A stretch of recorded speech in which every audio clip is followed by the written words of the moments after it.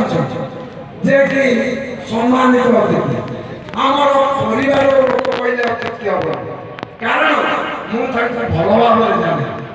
ସେ ଏ କୋଣାର୍କ ଅଞ୍ଚଳ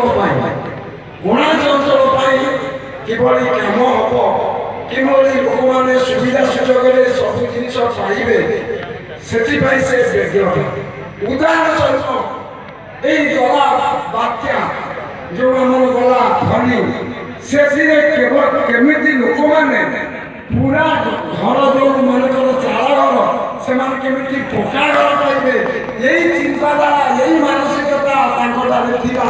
ମୁଁ ଭଲ ଭାବରେ ଜାଣିଛି ଏବଂ ସେ କଥା ଛଳରେ ମଧ୍ୟ କହୁଥିଲେ ସମସ୍ତେ ଚାଳ ଘର ବାଲା ପକ୍କା ଘର ପାଇଗଲେ ଭଲ ହୁଅନ୍ତା ବୋଲି ଲାଗିବାକୁ ମୋତେ ଏ କଥା କହିଥିଲେ।